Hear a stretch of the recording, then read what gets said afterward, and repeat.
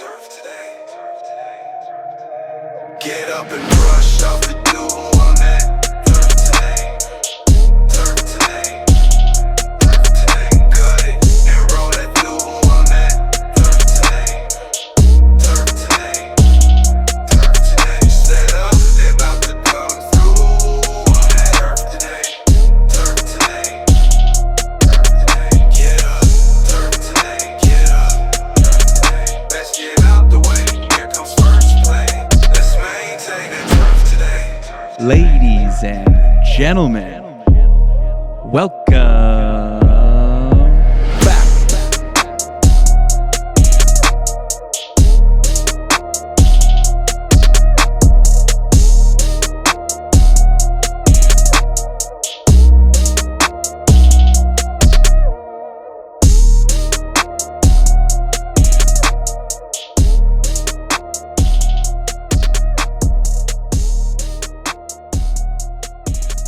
What's up, everybody, and welcome back to Turf Today, recorded on the Superintendent Network and proudly sponsored by Toro.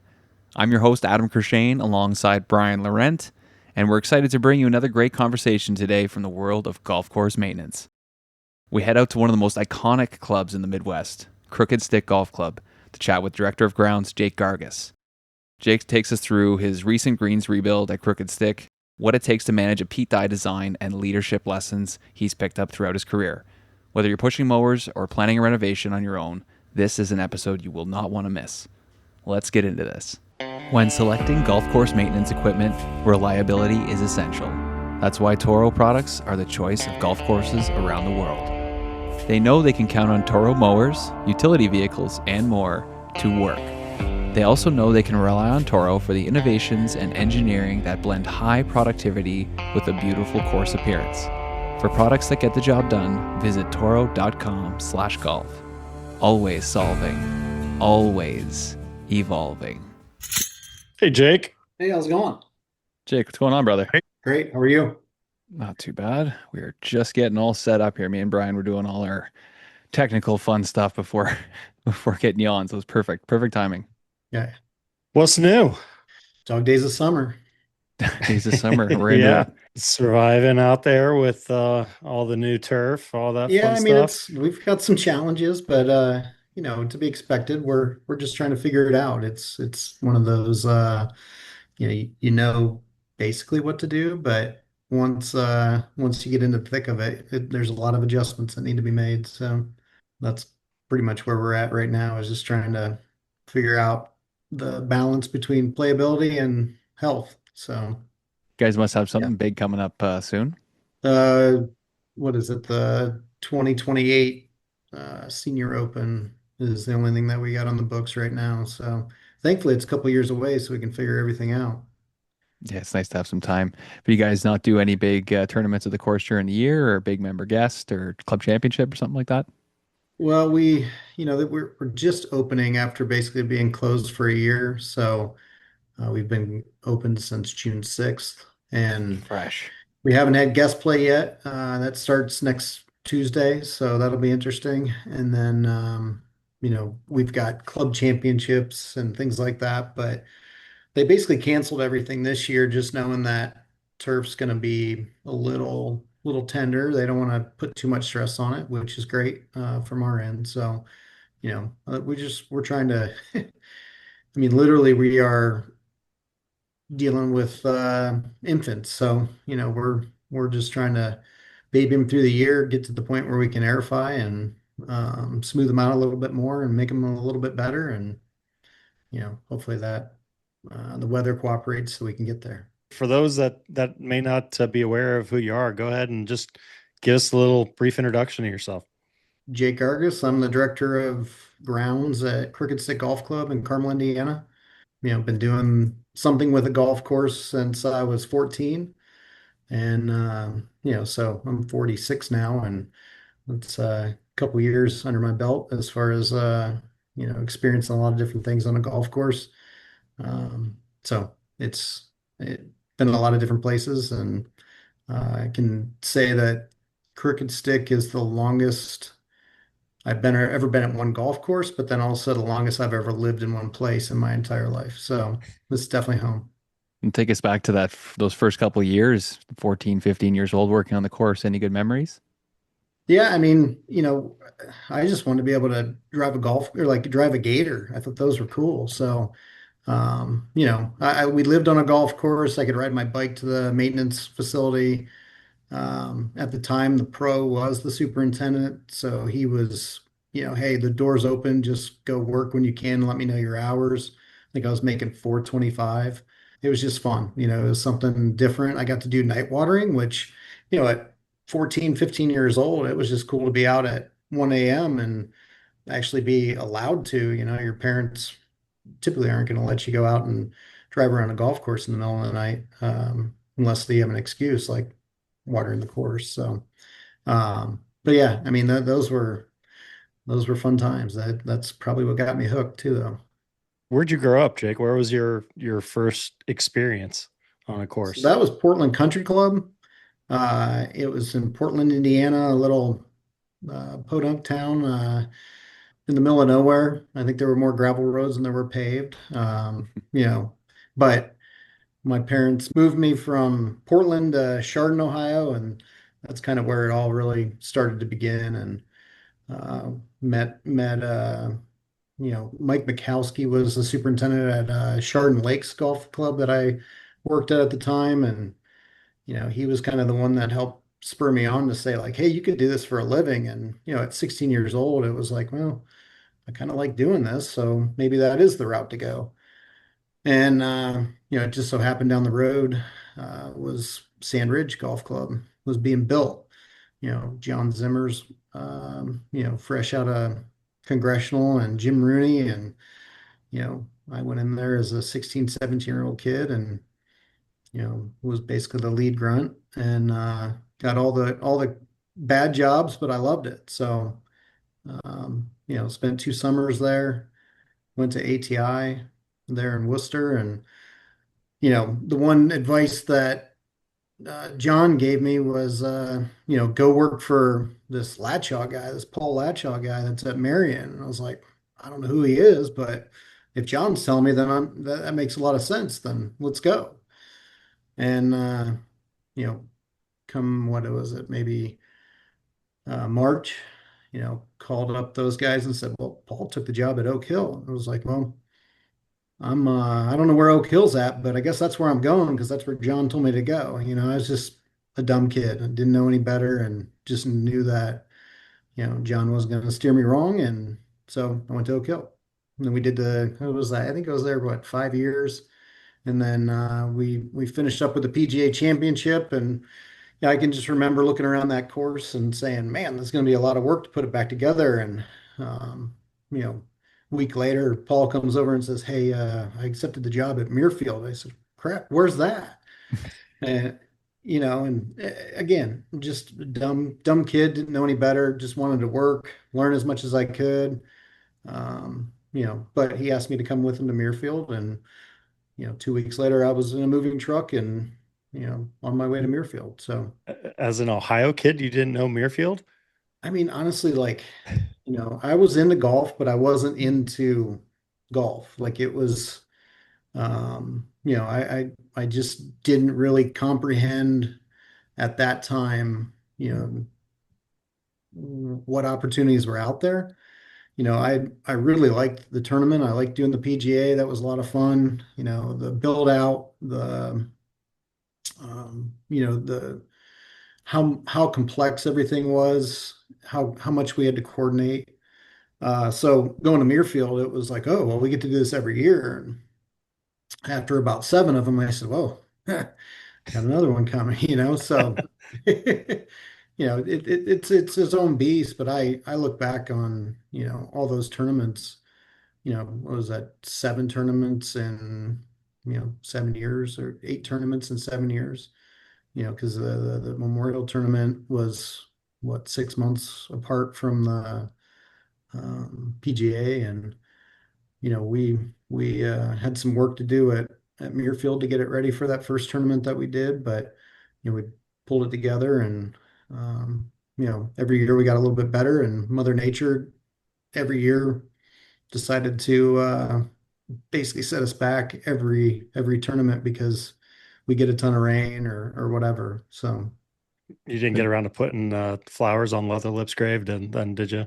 Did you guys try everything? every year, my mom's friend from high school would come down and visit me, and every year she'd bring me a bottle of whiskey in a bag of soil and say, this is to help, with the curse, and it never worked. So we constantly would get rain or flood, or every bunker on the course would wash out. It was what made that tournament great was just the fact that you could take all these guys and all these volunteers and you know let the rain stop, go pump out all the bunkers, push all the sand back up, and still play golf. So that was pretty cool to be part of. So learned a lot.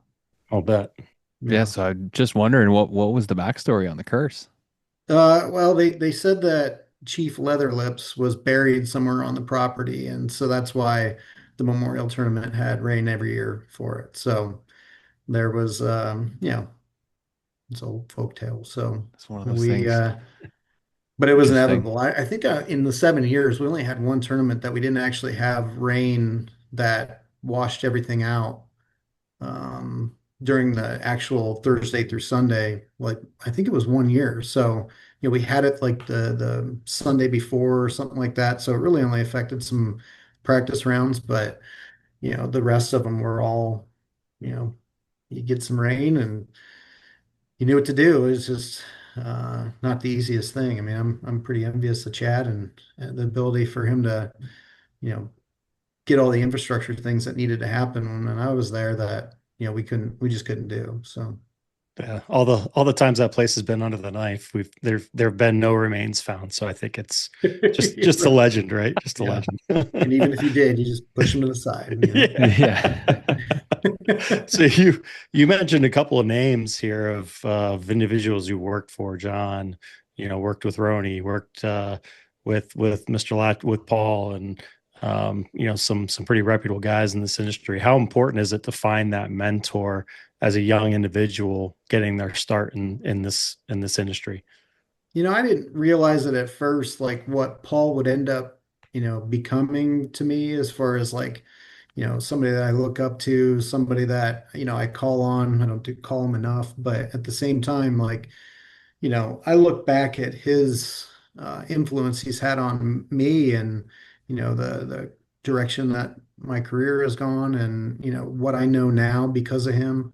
I mean, that's what I'm trying to do for assistants that come out of Crooked Stick, or guys that worked for us, or with us at Muirfield and things like that. I mean, um, the need for a person to be able to kind of lean on, or bounce ideas off of, or tell you you're an idiot, or you need those people. And Paul's definitely that guy that I could call today. I haven't talked to him in probably a month, but at the same time, it's like we never or we talk every day, just because that relationship. I mean, I'm pretty sure I might be the longest to ever work for him as a management staff, or an intern, that type of thing. I mean, he's intense, and he was the type of person that I needed because I'm pretty intense as well. So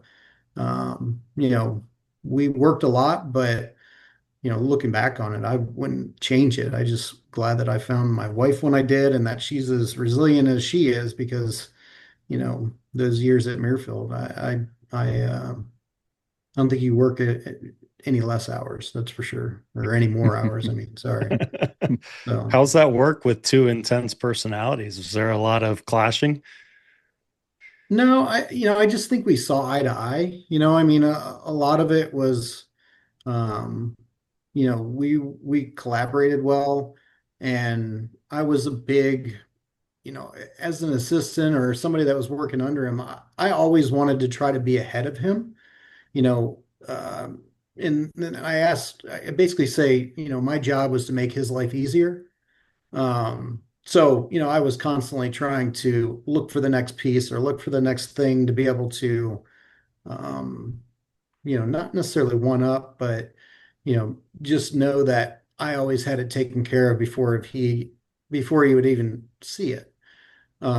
So that, made me that much more observant, that much better of a manager at the time than, potentially what I would have been otherwise. So It was really special having Paul on the show a couple weeks ago, and I know he certainly spoke very highly of you, Jake. So it sounds like you guys are definitely pretty tight. I wanted to ask you through all of this and working for these different men and at these different courses, where do you kind of pinpoint the turning point in your career? every place that I was at was a different experience that helped shape me. I mean, obviously, working for John was great. Working with Jim was great.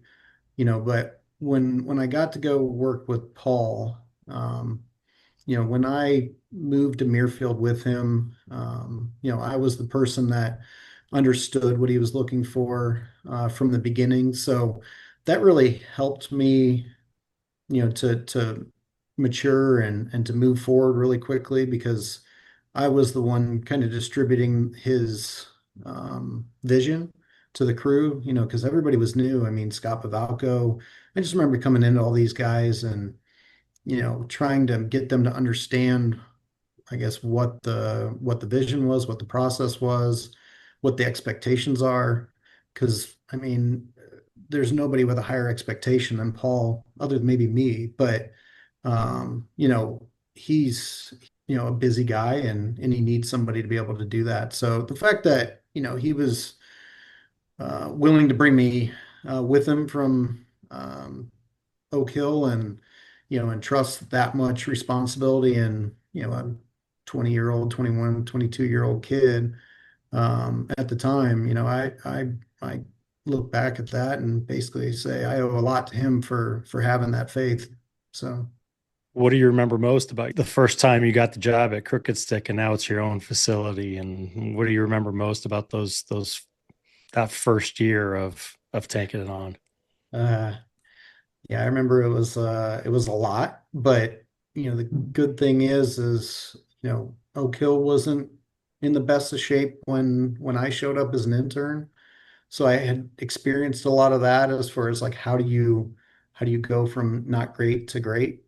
Muirfield had some issues, so got to see that and how we went about improving infrastructure and building a team and learning the golf course. So when I came here, I mean, I kind of knew what to expect. I remember walking on the property during the interview process and, kind of said, whoa, do I really want to take this on?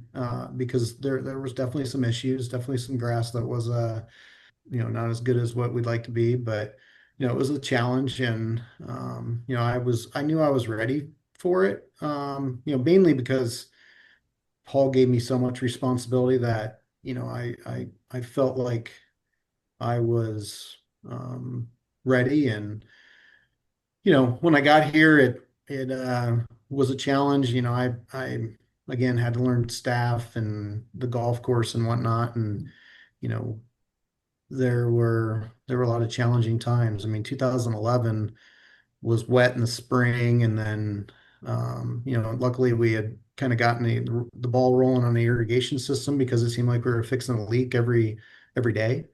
Um, so we started that, and then 2012 we had the first BMW here, and by no means were we ready for that. I mean, it was we still had a lot of work to do, but we'd at least replace the irrigation system because 2012 ended up being record, dry in basically May, June, July, August.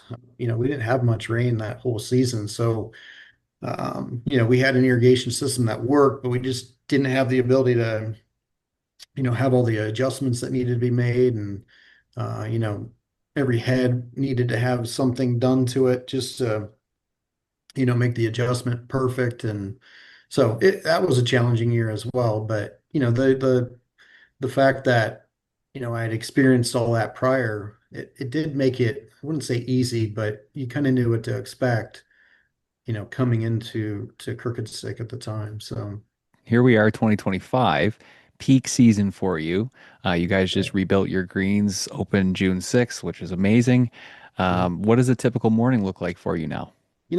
I'm trying to learn the golf or like learn these greens, like water management, things like that. So I've kind of taken a role where I really I'm trying to get hands-on with the greens. Like I'm hand watering the greens every day, which is great because you get back into, why you fell in love with the business, that hands-on perspective. So uh, I'm on every green every morning, pulling a hose around, using a TDR, just trying to understand what they need. You know, there's just a lot of guesswork right now. You have an idea of what you should do, but the management of these greens is completely different than what our old greens were. The old greens were they were first generation USGA greens, but they didn't drain.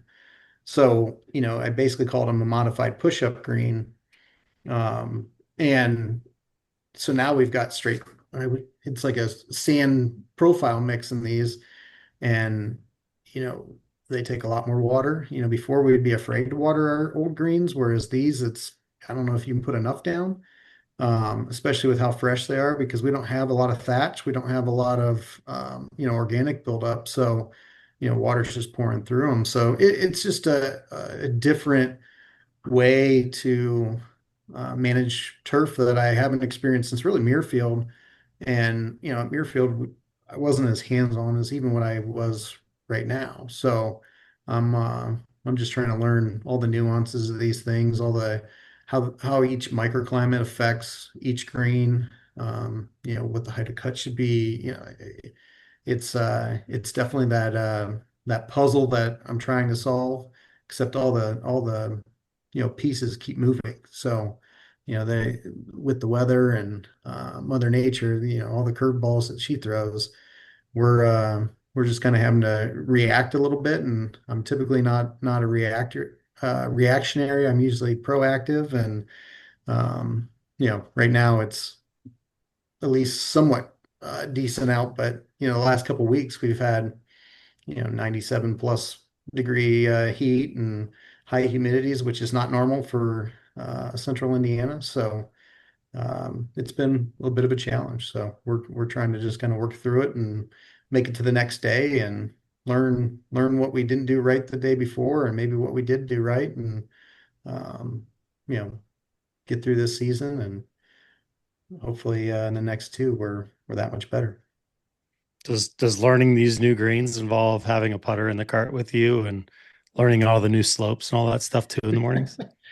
I roll a ball around, but I don't take the time. I mean, it's one of those where you're trying to spend as much time as you can on each green and move to the next. But that is something that I'm trying to get back into. Both my kids are starting to get into golf, and so going to the range, going playing 9 holes, you know, paying attention a little bit more than what I had in the past. I love golf, but time wasn't always on my side, especially with younger kids and spending as much time as I did at work. I just want to get home, but now that they're starting to take some interest, it means that I better figure out a swing pretty quick. So Yeah, absolutely. That's good, man. Give you an excuse to get out there and enjoy the game again. That's awesome. absolutely. We are back with another Ask the Agronomist segment featuring PhD agronomist Tony Goldsby from the Andersons. Today's question comes in from Tanglefooter. What is the best part of an agronomist's job? Wow, Adam, another great question. So for me, hands down, I'd say the best part of being an agronomist is getting to work directly with turf managers like Tanglefooter and so many of the other great, people that have submitted questions to us in the past, and truly just getting at the root of trying to understand what it is that they're dealing with day in and day out there on the course. And as we know, every course or sports field has its own unique challenges. We've had some past questions about budgets, which certainly can have a huge impact on trying to manage turf and soil types, labor constraints, and all those different things that you guys deal with on every single day in your jobs. And for me, I just love digging into those different variables and helping to try to find solutions, whether it be products that we create or different cultural management solutions that are going to help you, the superintendents, do your job a little bit easier. And whether it's recommending, the right fertility approach or adjusting any of those things, anytime we can come up with one more tool in their toolbox that's going to be easily available for them, and help save them time or money or improve consistency in their course, that's always going to give them a great deal of confidence to come back to us, look for our products, look for what solutions we provide. And for me, that's absolutely the most rewarding part of the job. And at the end of the day, I always say it's not just about growing grass, right? It's about the people, it's about the relationships, and it's about being a trusted partner in their success. And I think, for me personally and what we do here at the Andersons, it's again trying to really consult, work with our different partners across the industry to, help come up with solutions that are going to, again, create vibrant, wonderful outdoor green spaces that we're all going to be able to share in. And, that's really what wakes me up and I guess gets me fired up at the end of the day for being an agronomist. Unreal. That's amazing, Tony. Yeah, any agronomist I've talked to love their job, and they talk about, there can be some tough travel sometimes, and there can be some early mornings, but it's a very, very rewarding job. And if it's something that anybody is, working at right now or thinking about getting into, there's a lot of people like Tony you could reach out to and ask questions about, how to get into that type of job, or maybe different companies to go and work for, because we need more people advancing their careers in this industry as more people move up. And, the agronomist is a very, very pivotal and important part of our industry. So thanks a lot for this, Tony. We appreciate everything you do for us. This wraps up another Ask the Agronomist segment featuring Dr. Tony Goldsby from the Andersons. From increased traffic to scorching heat, summer conditions can put your most valuable turf to the test. The combination of Contact DG18918 and Fulltech LQ See-Through from the Andersons delivers premium nutrition, improves root structure, and strengthens overall stress tolerance. From the ground up, this duo builds strong, resilient turf ready for the challenges of the season. To learn more, visit andersonspro.com/beattheheat. So Crooked Stick is, obviously well known, Pete Dye golf course. It was, I think one of his first couple courses that he did. Had a home there on property for a very long time. You certainly, I'm assuming, had a lot of interactions with him there in your early days before he passed away. Number one, what's it like kind of being the caretaker of Pete's baby, Pete and Alice's baby? I think Alice was just as instrumental there. What's it like caring for, their pet project? And did you have any fun interactions with the Dyes along the way? Well, Pete walked the golf course typically backwards every day because he lived on 18. So he'd have 60 his dog, and he'd be screaming at it to come back because it would want to run off and whatnot. But we'd see him every day. We'd stop and talk. He always was telling me I didn't do something right, which was fine. That I respect that, and that's why he was great, is because he always had something that he wanted to improve, and that was definitely his driving force of being at Crooked Stick. Was he never felt like it was done. He always was looking to make another improvement, and that's kind of my same mentality. I'm always looking for the next thing to rebuild or improve our operation, things like that. It was fun to talk to him and kind of understand what he saw and why he thought it was important.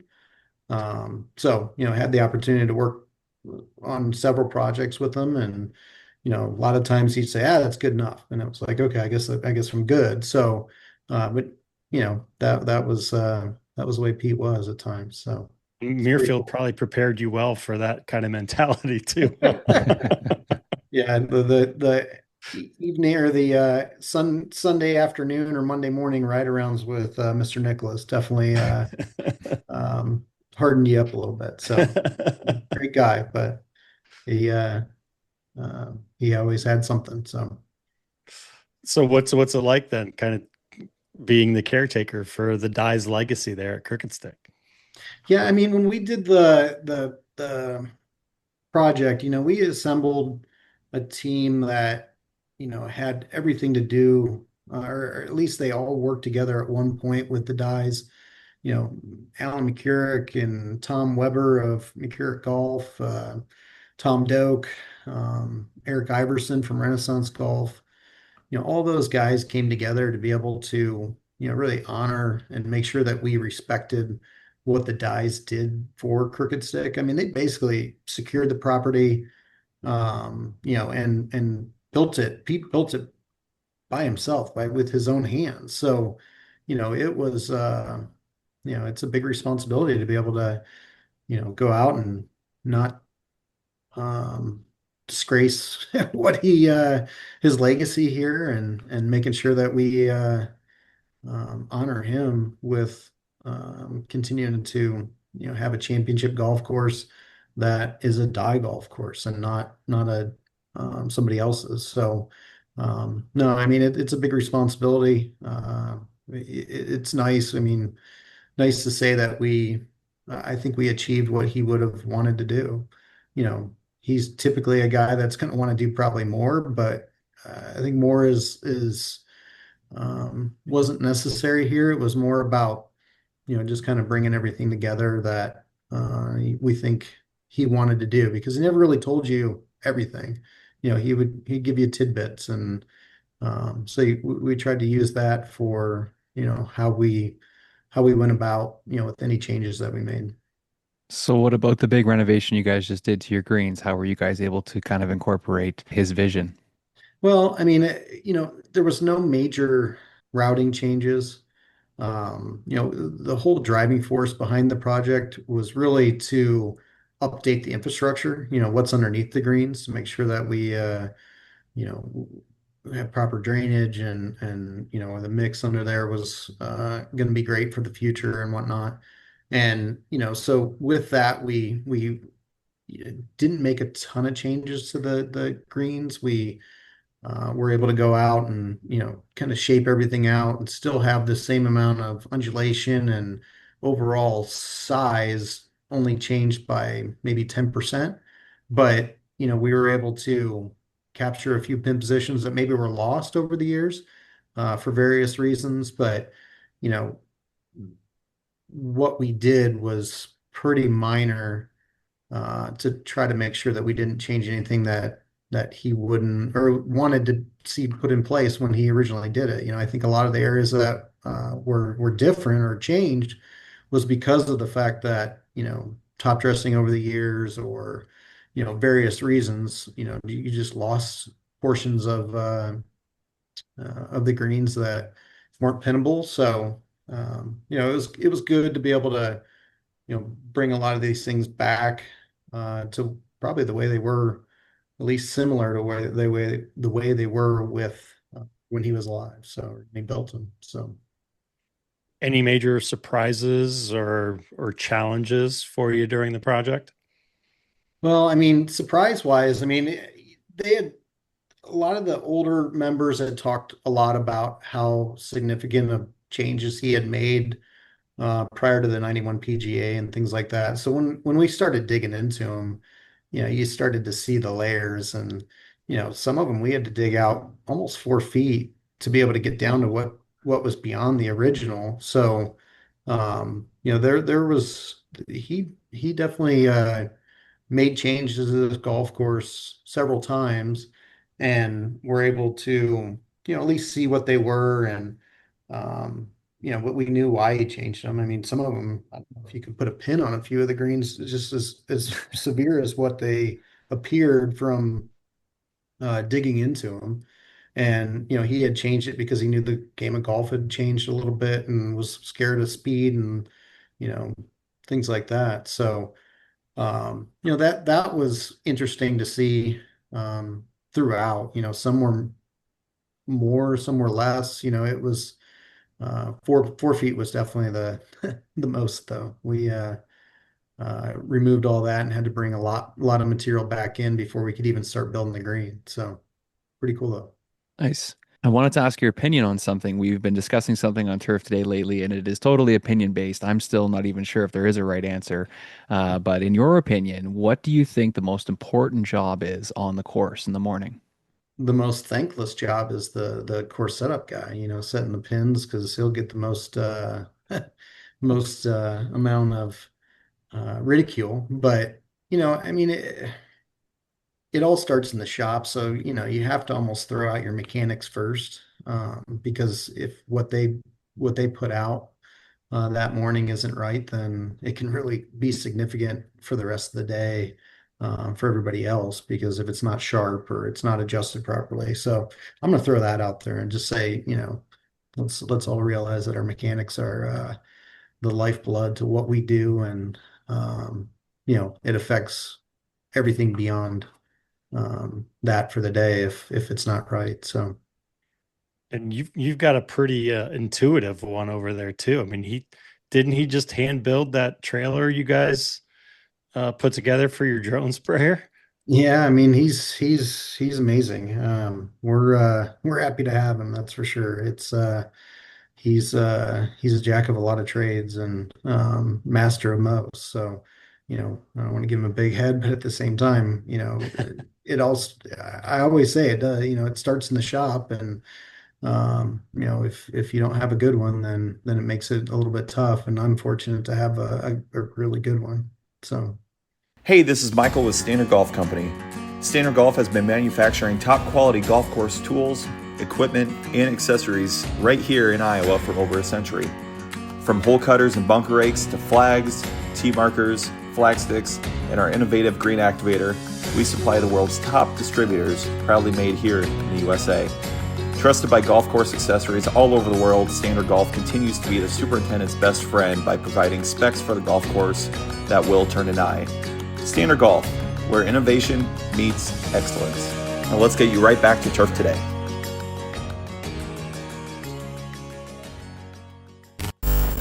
Along those lines, you like to tinker with some new toys. I just mentioned the drone sprayer, and you guys built an incredible rig, one of the coolest things I've seen at a golf course to tow it around and Yeah. recharge on the fly and all that. But what are some of the new tools that really interest you that you think are going to be game changers for the future?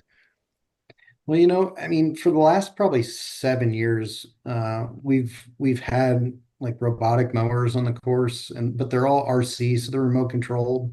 They're on tracks, but we got away from doing any kind of fly mowing, got away from doing any kind of push mowing around bunker banks. I mean, our bunkers are pretty severe. Um, so, we started using that track mower, and it's kind of changed the way we do our operation. It used to be like on a Monday morning, half your staff was just involved with, um, you know, going and mowing bunker banks. And, now we don't do that. We mow them in the afternoons when the grass is dry.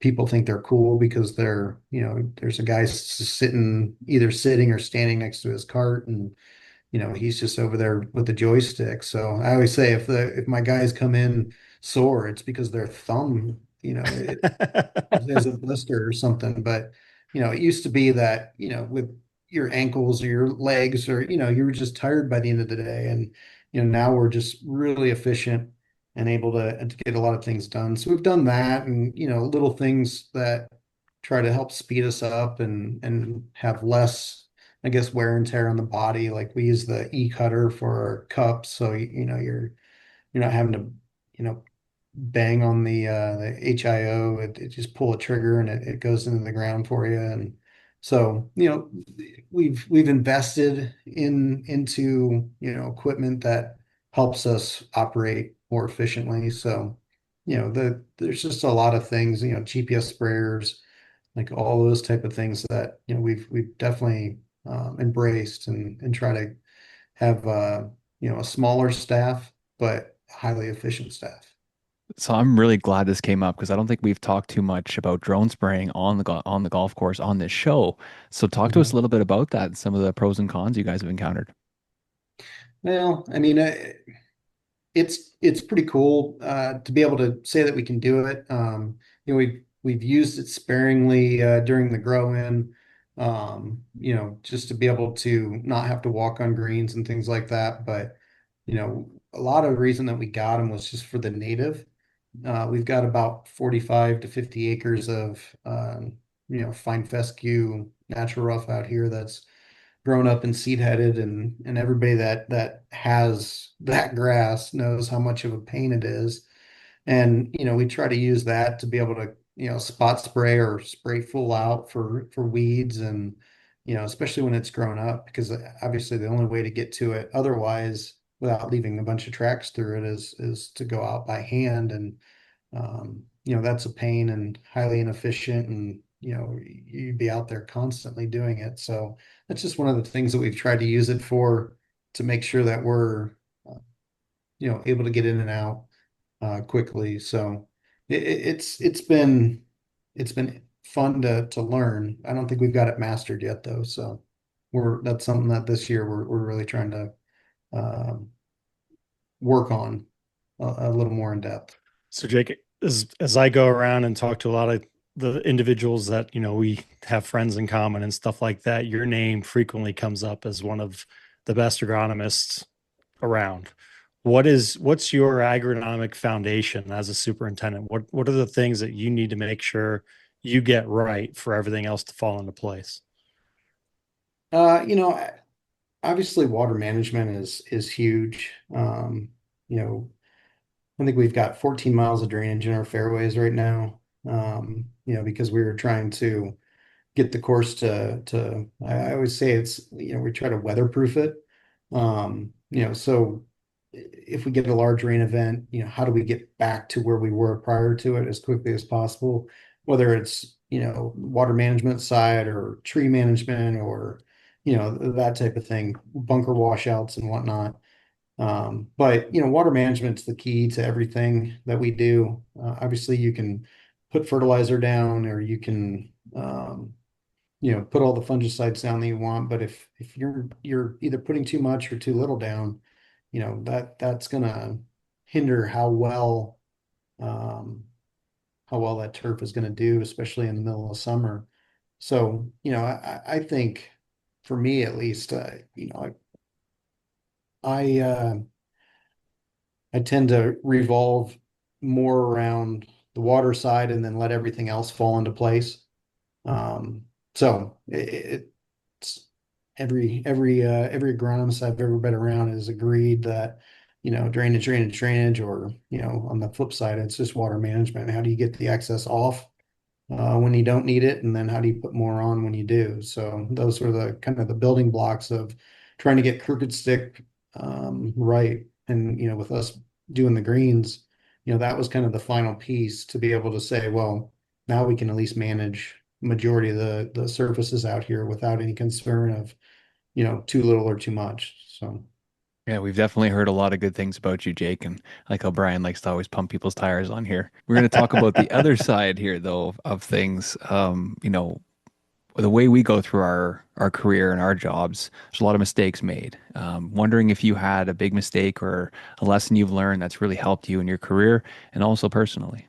probably made two or three mistakes this morning. So, I'm constantly still learning, Oh yeah. how to how to go about life without, screwing it up too bad. But, I mean, mistakes, you're going to make them every day. And I don't know if I can pinpoint one that really stands out, but, there's, um, you know, opportunity to learn from every mistake, and, try not to make the mistake again is probably the key to it. But, I think you have to make a mistake in order to be able to learn from it and then grow from it so that, you're better down the road. So if I'm any good at what I do, it's because I've made a lot of mistakes. So Do you safeguard your team members from making mistakes, or do you allow them to go out there, make their own decisions, make their own mistakes to learn from them on their own?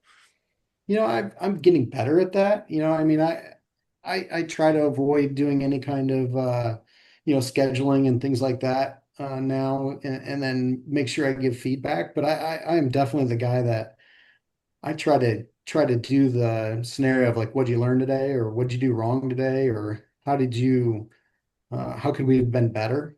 That is like every day. It's they probably get sick of me telling them, hey, you could have done this better. But at the same time, like, I just look back at Paul, and he wasn't shy.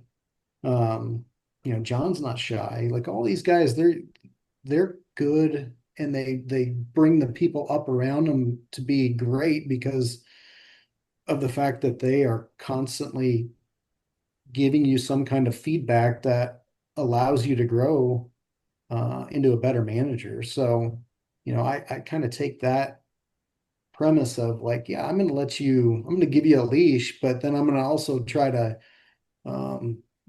give you the feedback so that the next time that same opportunity comes along, that, they maybe go, oh, wait, no, that might not be the best way. Maybe I try it this way and it'll be better. And, when we try to bounce ideas off of each other, I'm definitely a guy that likes to talk things through. Even if I'm just trying to convince myself that it's the right move, and then they can hear where my mindset is or why I came to a conclusion by being able to, you know, kind of look at all the different steps and hopefully come to a conclusion, and then they understand how I got there, and then there's maybe a little bit more buy-in from them at that point. But you know, again, I'm the guy that I've always going to have some kind of input for them, for assistants or whoever, in order to make them better, because I'm only as good as the people around me. So I got to make sure that I make them better as often as I can. That was sounded like great parenting advice right there too. Yeah, yeah. Or coach, any coaches out there listening, like Yeah, take it's, that it's in. probably easier to it's probably easier to coach these guys more than my kids. I mean, hell, kids listen to, especially the 15-year-old at home. So Yeah. So you don't have them out there working with you, or do you ever bring them out on weekends? uh, eventually he wants to come out, but I basically said, "Well, wait till you can drive a golf cart and are actually useful, because Fair you, enough. you you don't want to just give them a rake and say, have at it," because that's the easiest way for people to go, yeah, I don't want to do this every day, and let's give them something that's going to spark their interest. So, if my kids decide to come work with me at 5 a.m. and, wake up and do all this, and then I've succeeded, because, my biggest thing is provide a work ethic, or at least teach them a work ethic that will carry them in life. So right now they're deeply into sports, and that's great. It's what I enjoy to do, or what's what I like to do after work is go, watch them play those sports or take them to a practice, and same thing, give them some feedback what they could do better. So it's I guess never ending cycle. Would you encourage, discourage, or just kind of let them find their own path? Would you want them to get into this business? Uh, you know, I'd want them to find their own path. I mean, you know, I'm not the best example for work-life balance. I The thought you were the poster child for work-life balance, no? Yeah, no, not at all. No, I that's mean, Macintosh, isn't it? Yeah. yeah, exactly. Yeah, he was smart. He doesn't have kids, but but no, I mean, if they want to go into it, like obviously, you want them to do what they want to do. My youngest son definitely kind of has that knack. He's mowing the lawn at 12, and he goes, "Wow, I actually like that." And I'm like, "Oh," because that's where I was at. So, we're uh, I would encourage them to explore as many options as possible and find out what they really like. And if that means that they end up on a golf course, then great. Then I can be a part of that, and hopefully kind of be like the uh, Paul and Paul Latchaw. I mean, it's that's pretty awesome story. So That's awesome. Yeah. So I had a bit of a fun one for you here. If you weren't a superintendent and you took on a different career, what do you think you would do or would have done? at one time I thought I wanted to be an architect.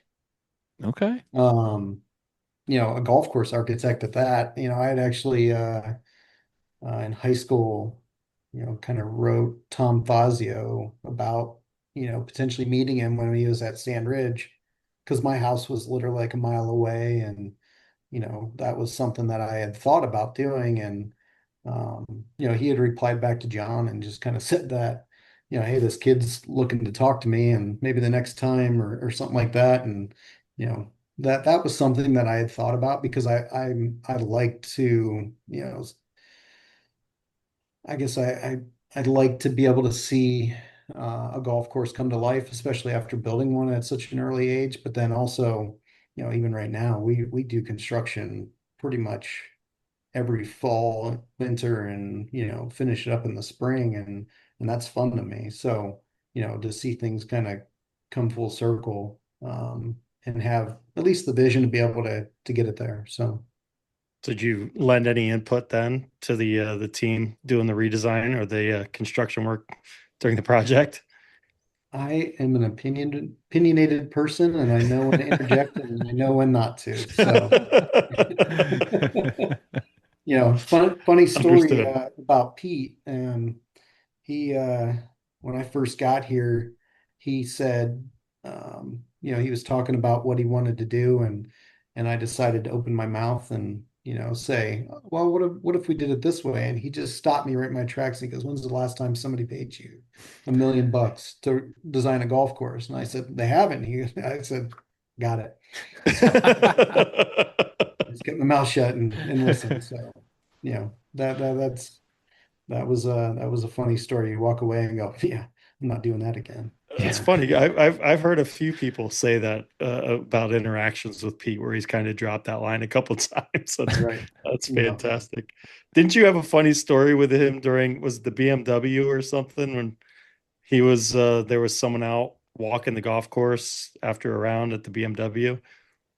oh yeah, I mean, he'd be out walking and people would be like, hey, you're not supposed to be out here. And he goes, do you know who I am? So Yeah, yeah, I yep, out there mean, walking with his dog after the round. yeah, Yeah, he's yeah, it's allowed, you're like, allowed. That's okay. yeah, I'm not gonna stop him. And then, you get the call on the radio, like, hey, there's this guy out here walking. It's like, he's allowed, he's fine, Yeah, just let him leave him. go. But his dog's on the green. It's okay, no problem. It's his greens. It's okay. Roll it in the morning, it'll be fine. Right. That's you've obviously been involved in a lot of tournaments, from the PGA Championship to the Memorial, the BMW, all that. What excites you about that environment of hosting championship events? It's always been the lead up. The week of the tournament's almost like okay, you can stop and breathe a little bit. And it's definitely about how things come together. Kind of taking a golf course and having this team of guys that go out and just perform at the highest level. And, you know, you get to the point where, okay, your golf course is on TV, and, I'm my own worst critic, but, it is pretty cool to see all that come together, and, see the biggest names in golf, play your golf course, and just know that you had a hand in that, and that, you're basically, you see all the things that your crew um, were able to do. And I don't know, it's just it's pretty cool to see that lead up, and then when it's there, you're like, okay, cool. And then they finish and you're like, oh crap, because everything has to get, torn down. And, the build out on the BMW is huge. So, you know, when they leave, you're just trying to get them to minimize the damage. Because at that point they just want to get out. And so you basically start over, but that's the fun part, just getting into that pinnacle, everything to come together all at the same time. And there are a few times where I would almost say, oh, that came together and I didn't expect it to, but it did. And then you see it on TV and you're like, wow, that's we did that. So Well, Jake, I wanted to ask you about some of the increased interest that we have in the industry right now. We're starting to see lots of younger folks getting into the industry, going to school. We even have people, getting into it as a second career. What advice would you have for folks finding the industry? yeah, I mean, I think anybody coming in just needs to find a place that that they can thrive on a on that team and be able to get as much experience as they can. I mean, there's only so much you can learn from the books. You know, if you go to school, you get as much information out of those classes and things that you can. But when it comes down to it, I talk to the guys a lot about there's the science to what we do, but there's also the art. It's kind of knowing when to be able to, do certain things at certain times in order to either counteract, the weather or, whatever challenge you're having that day. And you have to experience that in order to um, truly know. And so, finding the right person that's going to be able to, take you under their wing, mentor you, give you I guess the background or the feedback of why something worked and why something didn't. But find that person or that place that is willing to do that is probably the number one thing. I mean, anybody that's coming into this um, would struggle if they didn't work at a golf course for several years prior to becoming, say, like the top guy. I mean, it's inevitable. It doesn't work, for anybody to come right out of school and expect to be able to just know it all. Hell, I'm learning every day. I've been doing this for 30 plus years. So, we're in an industry where it's ever changing and you're constantly trying to overcome the next challenge. And, to find, I had Paul. Paul was great. Like he gave us the opportunity to learn from a lot, but he was also there to explain why something worked or didn't work. And, we learned a lot from him and are able to go to our own facilities now and succeed. I mean, every one of his guys, they are as good as they are because of him. So When someone comes in to interview with you for a position, whether it's an assistant, AIT, intern, whatever it may be, what are you looking for out of that person when you first sit down with them? probably the biggest thing is just a good attitude, an excitement for the profession. You don't have to be the most polished speaker. You don't need to be the most decorated as far as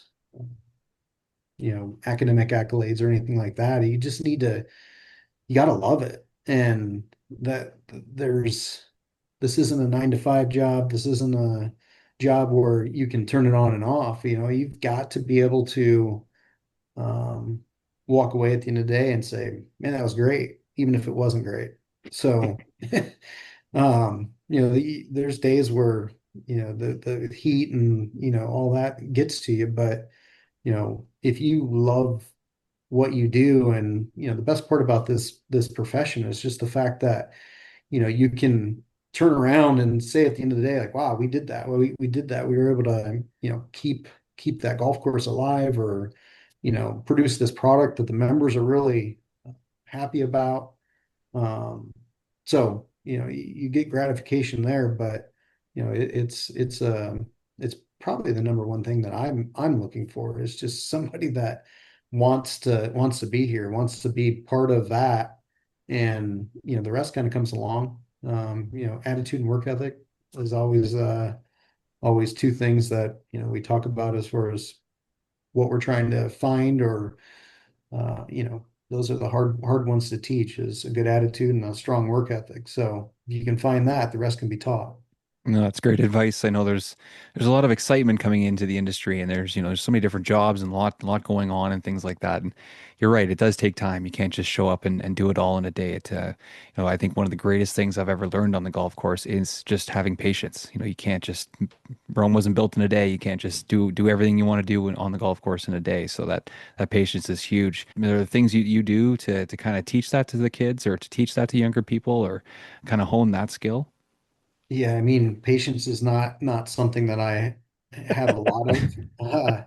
Anybody will tell you that I'm usually the guy that's hard charging and everybody better fall in behind or I'm not real happy. But at the same time, the crazy thing about a lot of what we're doing, especially right now because of new greens, is, you might not see the result of what you did for a week, whether it's good or bad. So, that's a hard thing to I guess instill in a Amazon and things like that, where we can get things delivered in 2 days and it's instant gratification. We're talking about an industry where, the only thing that happens quickly in turf is death. So, all the other things that we do, it has to be slow. We have to be able to, take the slow road on how to get, grass to be at its peak or at its healthiest. Because if we apply too much or too little, or, water too much or too little, your results don't always show up overnight or even the next day. So that is, trying to make people understand that, like, hey, this is what we should see, but we got to be patient enough to see it. And then once it happens, or whether it's there, we have to recognize it. And I always talk to my assistants about, like, if you don't see it, you can't fix it.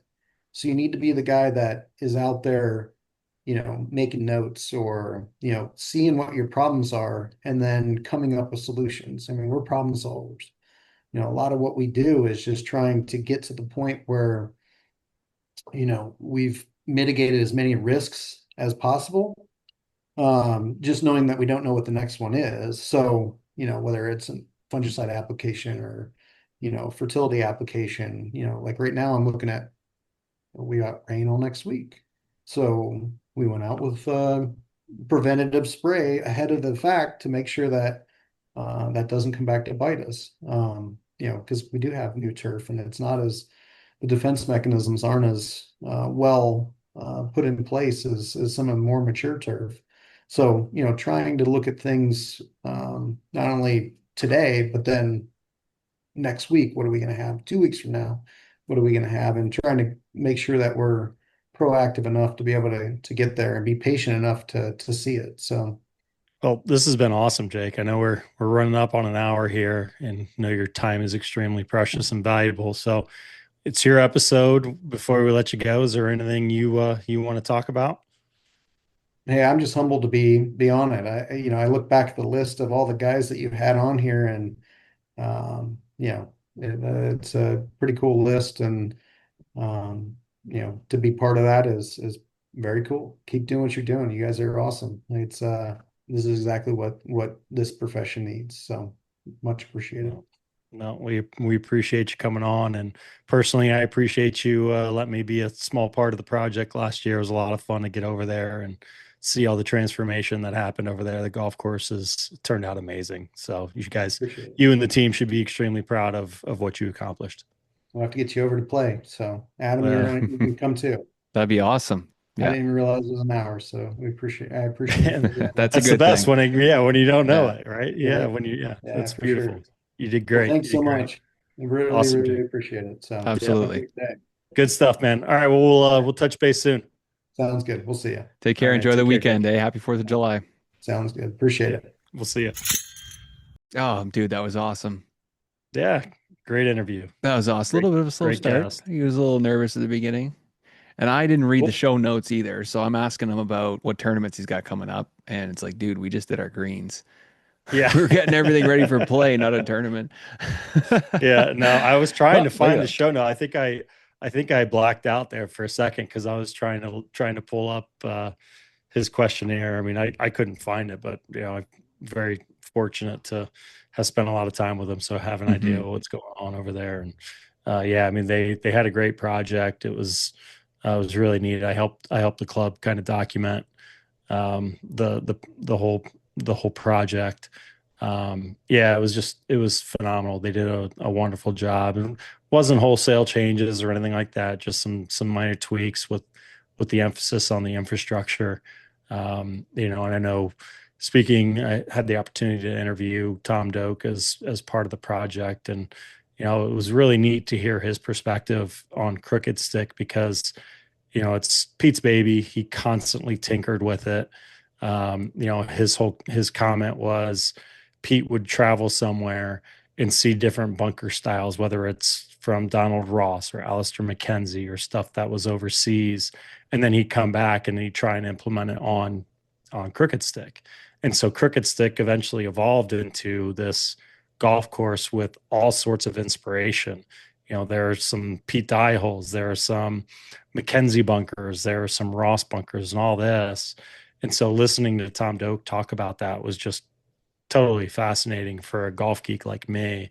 And then being able to see it, and then okay, so we're making this hole so it's all McKenzie style bunkers. We're making this hole so it's all Pete Dye's original style bunkers. This hole's all Tillinghast style bunkers, whatever it may be. It was really cool to be a part of it and just see how it all came about at the end of the day and how it all came together. It's really a really great piece of property, great golf course. And again, Jake and his team did a bang up job of getting that place wrapped up and put to bed. And it's I was joking with Jake at the end of the project last year. I'm like, dude, we got to stop doing these videos because the members are going to see it and they're going to think it's ready to play. Like the grow-in was that good. I'm like, this looks amazing. I'm ready to bring my clubs here in October. It's ready. That's so cool. That's so cool. It I guess was it's like a classic car. If you're gonna restore a classic car, you're not gonna be able to put an old school engine in it. So you're gonna do everything you can to keep it, as vintage as possible. But you're probably gonna need a new engine. So changing the profile and the infrastructure of the greens is a great idea, but not needing to make too many changes to the actual design itself. I like that. Yeah, it's a great analogy. Great analogy. And of course, tune up the radio, right? You can't have Well, yeah, can't new be sound cruising around system. town Yeah. with with an 8-track or something. So Yeah, exactly. you don't even know what that No, is, probably. So No, you guys, I got the BlackBerry one, but no, you got me there. you're probably too young to remember cassette tapes Yeah, and cars and I everything. remember seeing them. I remember my first car I bought had a cassette player, but I wouldn't Did have had any tapes to put in it, Yeah. That was when CDs started to become popular. That was the thing. We'd have the cassette player in the car, and then they made the adapter that you could plug in and play CDs, from this adapter straight to your Okay. Discman. Oh man, good times back in the day. Good Yeah, times. just making it all work with all the wires and all the connections. Oh man, there was so many wires going here, there, and everywhere. Yeah. Oh, Like that's then good. where do you put your disc man? Because anytime you go over a bump, your disc man's gonna skip. Oh yeah, the skip. Yeah.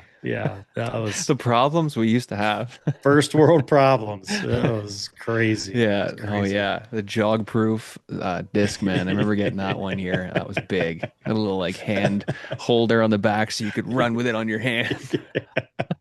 Oh, Goodness. you The good old got it. days. Yeah, now Yes, everything sir. is just way too quick. I actually liked how he was talking about that having patience, learning patience in your job. Yeah. That's got to be impossible for some people now because everybody's so used to having everything done so quickly. Everything's on their phone. It's Yeah. automatic.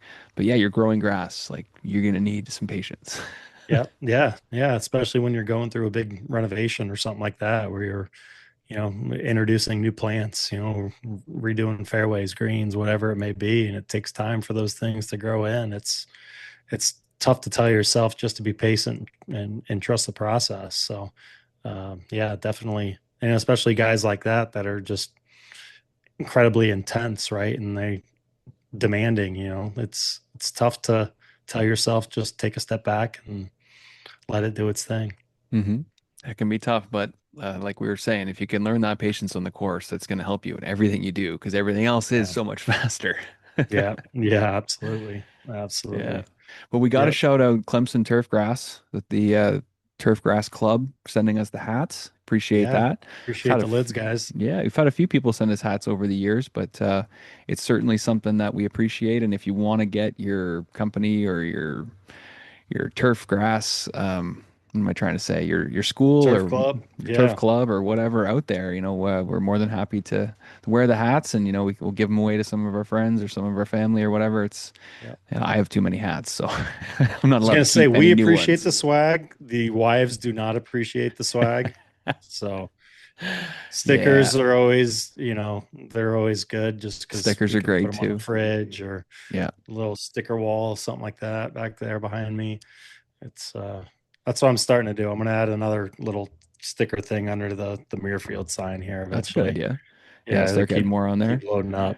Yeah. Starting to be a lot more, turf companies and turf brands and turf companies making clothing and merchandise and stuff. So we're starting to see a lot more of that kind of spilling into our industry, which is Yeah, great. It's great. We're absolutely. getting our own identification, our own kind of culture built, and this is something we've always talked about. We want to kind of have that camaraderie and that culture and that light shown on how fun this industry is. So the more people creating pages and logos and names and merchandise. Keep it up. It's awesome.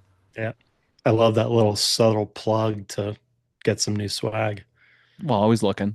Although, yeah, no, my wife doesn't like it. Another new hat. Oh, I didn't pay for it. Yeah, but like, where are we putting this? Dude, Oh every man. year I toss out at least 50 hats. At Yeah. least, just churn them over. Yeah. I think I need to box up a bunch, just bring them to the shop one day and Ah, just be like, here you go, yeah. guys. Bunch of turf Yeah. hats. Have fun. Yeah.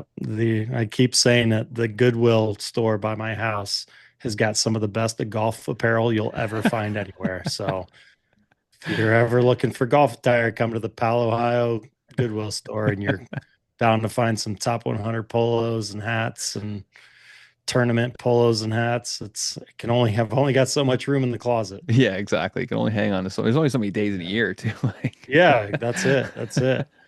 and then you So can't go I to a golf course without buying something new. So there's always no. stuff coming in. Well, that's it. I always feel bad like discarding something, but it's like, okay, this tournament was 2 years ago. I have 7 polos from that tournament.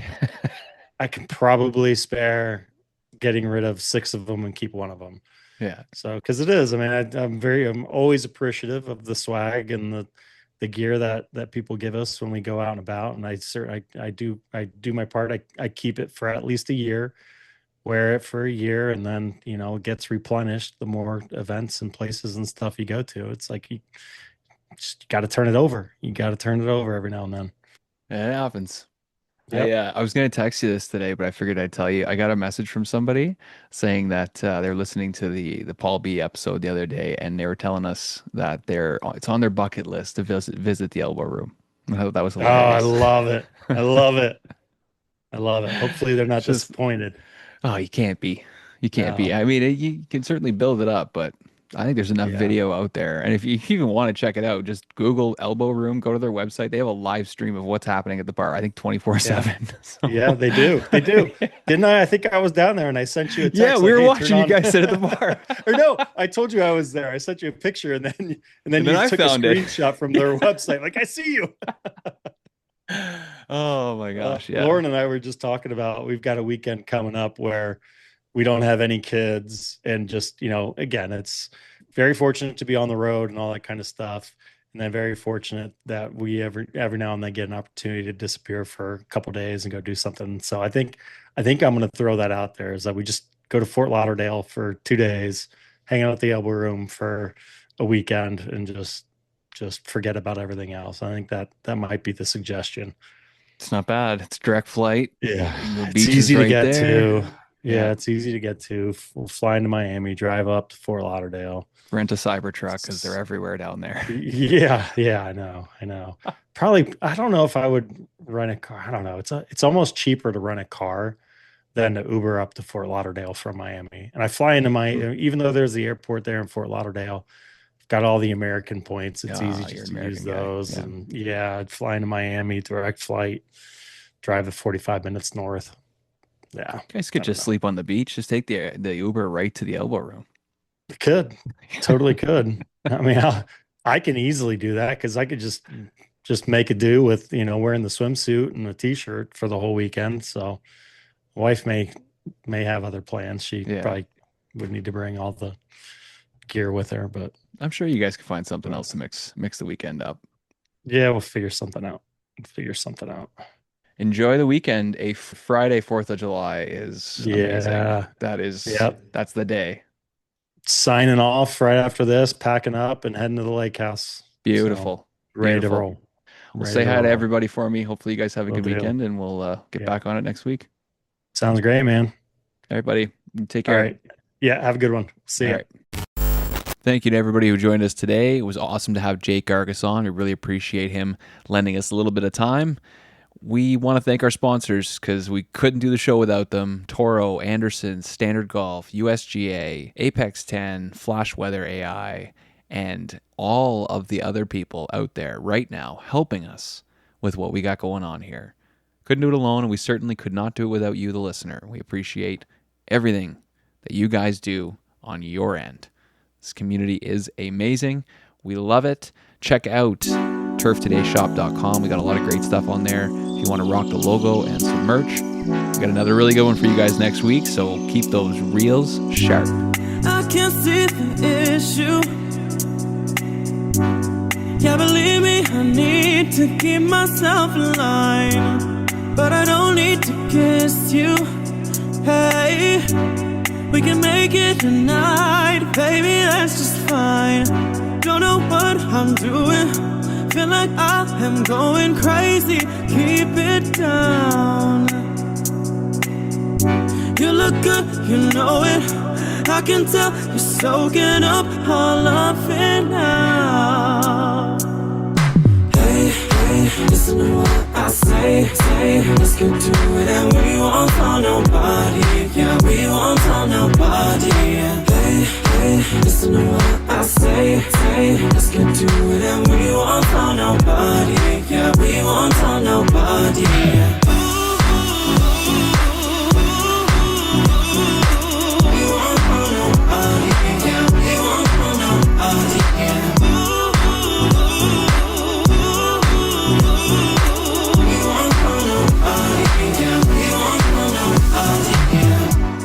I can't fight this feeling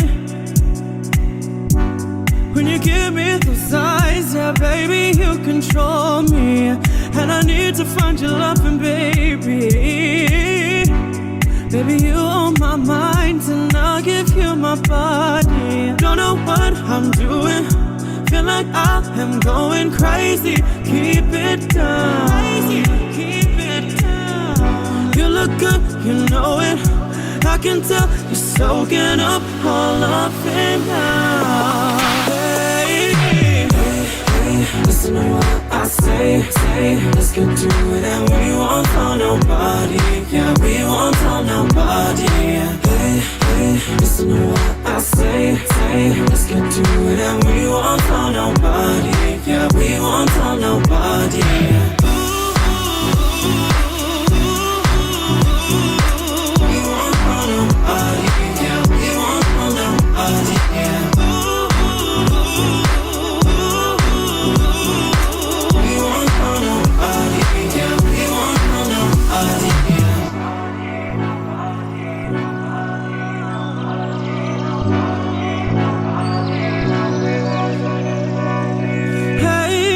Listen to what I say.